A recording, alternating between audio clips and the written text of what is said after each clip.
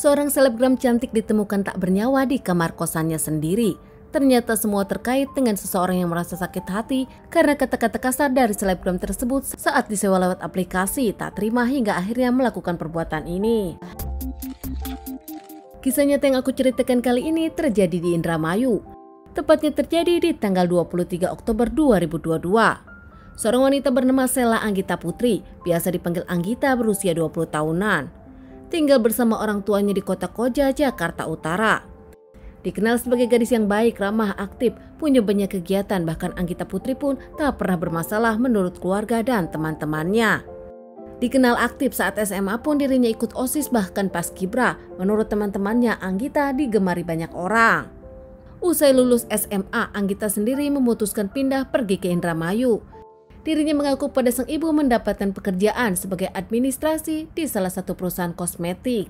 Saat itu Anggita pun pindah ke Indramayu dan memilih tinggal di kos-kosan. Aktif di sosial media membuat Anggita punya banyak follower dan menjadi artis sosial media. Jadi selebgram Anggita pun sering di-endorse banyak orang dengan berbagai brand. Meski jauh dari orang tuanya, namun Anggita kerap berkomunikasi dengan keluarganya. Seperti terakhir dengan sang ibu di tanggal 20 Oktober, Anggita menelpon sang ibu dan berbicara bahwa dirinya di tanggal 25 akan segera pulang mengingat sang tante akan menikah dan dirinya pun ingin bertemu dengan sang pacar yang masih tinggal di Jakarta.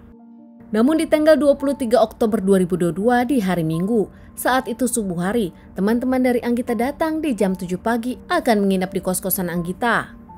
Namun setelah memanggil nama Anggita beberapa kali tak ada suara dari Anggita. Ditelepon pun handphone Anggita nampak tak aktif. Tak seperti biasanya, saat itu teman dari Anggita tahu kalau Anggita memang ada di kosan. Mengintip ke jendela merasa ada yang aneh hingga akhirnya teman-teman dari Anggita ini mendobrak pintu kosan. Kaget menemukan Anggita sudah berlumuran darah tak bernyawa di lantai kos-kosannya sendiri. Teman-teman dari Anggita pun langsung memanggil para warga dan tak lama warga berdatangan. Melaporkan kejadian ini kepada pihak kepolisian dan tak lama polisi datang.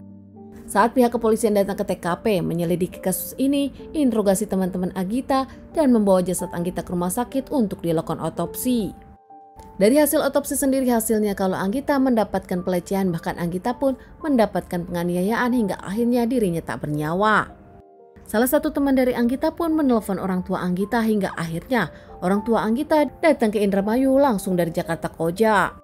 Orang tua dari Anggita tak menyangka sang anak yang selalu berkomunikasi dengan mereka, bahkan membantu perekonomian keluarga mereka, kini ditemukan tak bernyawa tanpa ada kata pamit kepada mereka. Meminta pihak kepolisian menyelidiki kasus ini, tak lama pihak kepolisian pun langsung mencari siapa pelakunya. Dari kejadian ini akhirnya keluarga pun tahu kalau ternyata Anggita bukan bekerja sebagai admin di perusahaan make up.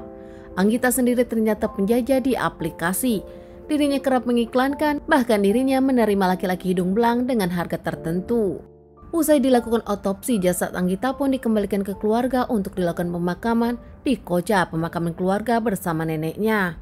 Saat menyelidiki, pihak kepolisian pun menemukan CCTV yang ada di kos-kosan, memperlihatkan kalau Anggita dengan seorang laki-laki masuk ke kosan Anggita. Tak lama laki tersebut keluar dari kosan Anggita dengan terburu-buru. Dengan kerja keras pihak kepolisian akhirnya menemukan siapa lelaki tersebut.